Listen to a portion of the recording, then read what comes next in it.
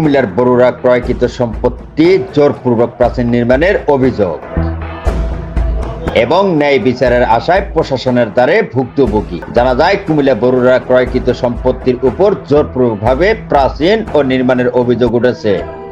এই ঘটনায় ভুক্তভোগী মাহবুব আলম পাটোয়ারি তার সম্পত্তি রক্ষার প্রশাসনের সহযোগিতা ও ন্যায় বিচারের দাবি জানিয়েছেন। উপজেলা ভূমি অফিসে দরখাস্ত করছে, স্যারের দায়িত্ব দিয়েছে সার্ভেয়ার স্যারকে। সার্ভেয়ার স্যার শুনানি করছে, তারা উপস্থিত হয় নাই দুইবার করে। আমি দিয়েছি নির্বাহী স্যারের কাছে দরখাস্ত, ওইখানে নির্বাহী স্যার এটা রেফার করছে থানাতে রেফার করার পরে তারা উপস্থিত হবে না উপস্থিত হয়ে তারা হই হল্লা করে চলে আসছে কোনো সমাধান ছাড়াই। আইসা টিনের বেড়া দিছে, এখন ভিতরে কাজ করতেছে করে তারা এখন সীমানা নির্ধারণ করতেছে, তারা মানতেছে না। যার ফলশ্রুতিতে তারা হয়েছে সনাতন ধর্মী লোক, আমি মুসলমান। আমি এটা করলে এখন দেশের ক্ষতি হবে, মুসলমানদের ক্ষতি হবে। এই জন্য আমি আইনের আশ্রয় বারবার দ্বারস্থ হইতেছি। অবশ্যই আমি ন্যায্য বিচার চাই। তাদের 16 আনা বুঝ দেওয়ার পরে যদি থাকে আমি নেব, নইলে নেব না।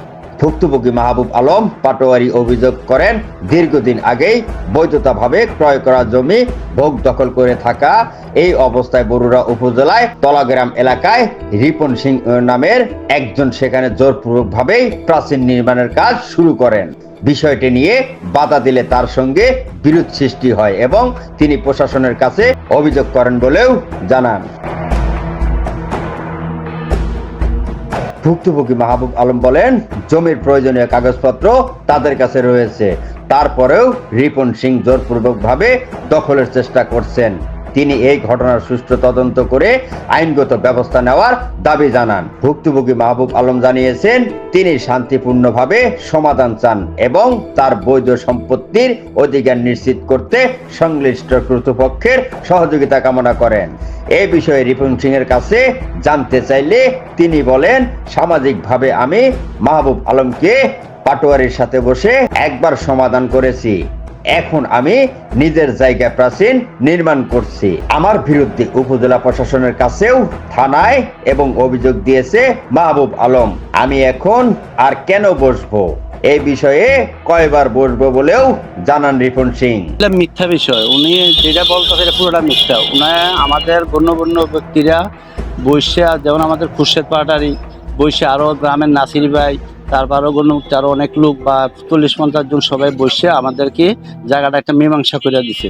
বলতে কি এরকম মীমাংসা শুয়ে জায়গা পায় না, তারপরে আমাদেরকে পাটারি তারা বললা আমাদেরকে 1/2 শতক জায়গা তারা ছাড়া হয়েছে, মানে দখল ছাড়া দিছি। আমরা দখল ছাড়ার পর সে পিলার দিছে, পিলার দিয়ে বাউন্ডারি দিছে, দেওয়ার পরে তারপর আমরা টিনের বেড়া দিচ্ছি। দেওয়ার পরে আমরা কাজ করতে গিয়ে সে বাধা দেয়। কেন বাধা দেবো? কারণ তাকে তো আমরা দেওয়া হয়েছে, সে মাইনা গেছে, মাইনা গিয়ে পিলার দিছে, পিলার দিয়ে বাউন্ডারি দেওয়ার পরে সে কেন আমাদেরকে ডিস্টার্ব করবে? এটা কি আমরা কি সনাতন ধর্মের লোক দেখে কি আমাদেরকে ডিস্টার্ব করে? এটা বলেন ভাই। এটা সমাধান হয়েছে ইলেকশন আঘাত দিয়ে ভাই।